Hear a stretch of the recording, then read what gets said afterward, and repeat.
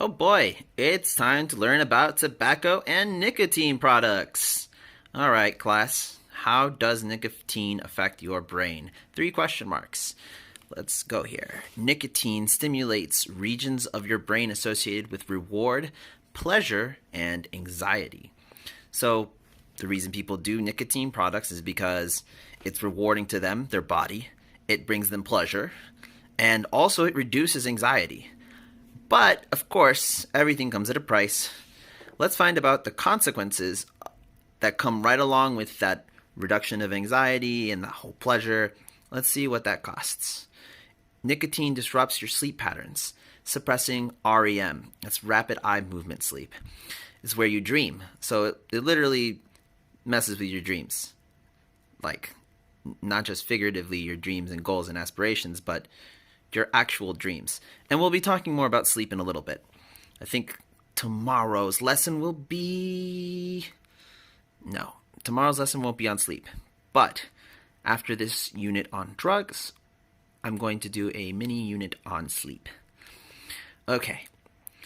The nicotine in e-cigarettes can also prime adolescent brains for the addiction to other drugs such as cocaine. So I know we were talking about marijuana the other day and how it leaves a thumbprint, so to speak, on your brain. Nicotine does similar things. It changes your brain structure so that it primes your brain to become more receptive to addiction. So if you smoke a cigarette or an e-cigarette, anything that has nicotine in it, you're going to be set up to be more likely to be addicted to anything else that you take in. Any other drug is going to be more addictive to you in the future. It affects your neurocognitive growth in children. So what is neurocognitive growth? Neurocognitive growth is just the ability for your neurons inside of your brain to make connections and to grow. And again, we all know that the neurons in our brain are responsible for learning, for our development as humans, and numerous other things. It's basically what makes you, your neurons. It's also associated with cognitive impairment, which is basically the same thing. Well, it's not the exact same thing, but yes, it's associated with your inability to problem solve. Cognitive impairment means you're going to be less likely to learn the material that you're trying to learn. You're going to be less likely to solve problems in your life. All of that just to take in some nicotine. All right, there's more here though. So be sure to never use nicotine products whilst pregnant. The cognitive effect that can happen to people's brains happens more easily and severely to babies inside the womb, along with potential death to the baby. So, on top of everything else, if you were to ever do nicotine or tobacco products, you're especially putting someone else's life in danger, not only for the secondhand smoke, but also if you are pregnant. So, let's not do that. Nicotine withdrawal symptoms include depressed mood, stress, anxiety, irritability, difficulty concentrating, and sleep disruptances. So let's say you get addicted to nicotine, which is likely.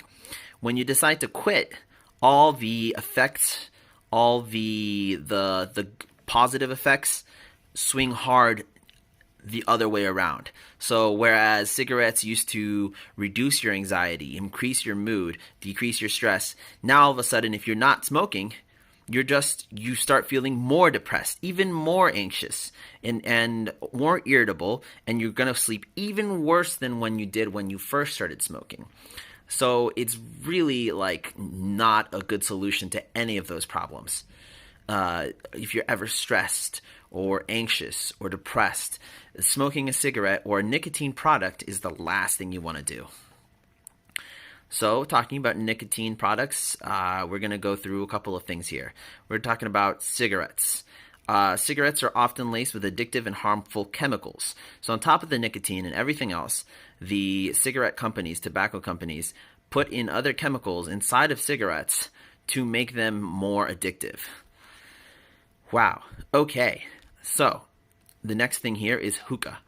Hookah is another way to smoke tobacco. It's done through a water pipe, and people say, "Well, it's going through water. It's less dangerous than a cigarette." Nah, it's the equivalent of smoking 100 to 200 cigarettes, and on top of that, you're inhaling the carbon monoxide due to the coals used to burn the tobacco.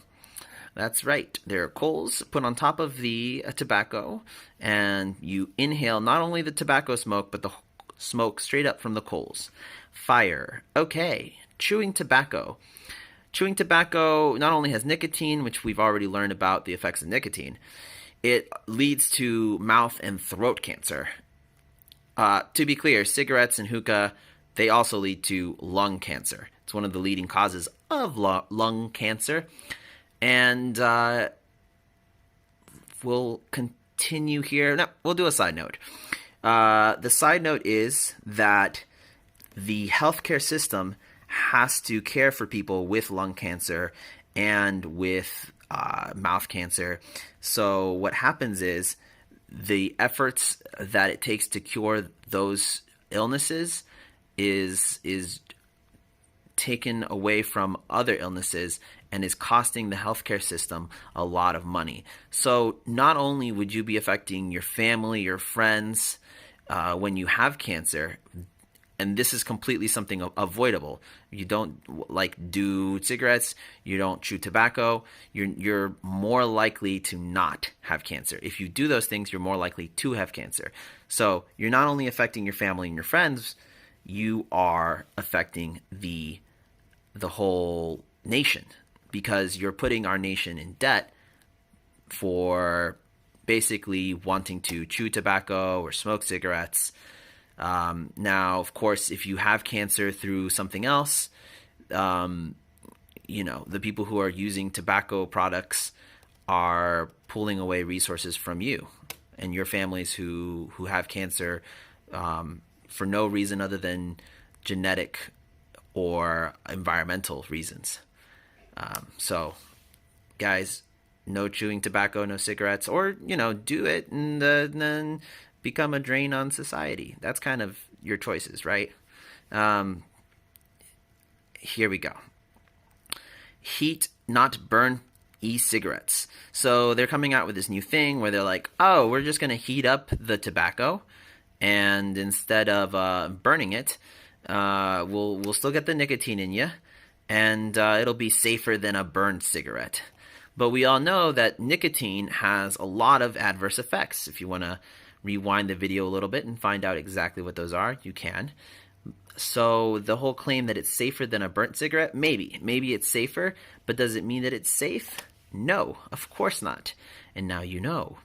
So vaping and e-cigarettes. E-cigarettes are sometimes marketed as a way to quit smoking, but there's not enough conclusive scientific evidence that it works. So one study reported adult smokers who used e-cigarettes were 28% less likely to quit successfully. The American Heart Association recommends using proven methods to quit smoking. Right. Don't think that an e-cigarette is going to help you stop smoking. The other thing is, if you or a loved one does smoke, I'd encourage you to go online and look up ways to quit smoking. It's very hard, it's very difficult, but it doesn't mean it's impossible. Especially knowing the adverse effects, you should definitely look into how to help yourself or a family member quit smoking. So, all of that being said, the best way to quit smoking is to never start. And if you have started, try and figure out a way to quit. Really, truly would be a good move there. All right, class. As normal, the video will be posted, and the description below the video will have a link to the writing assignments. They're short, and I'll be making them a little more personal. Remember, the questions for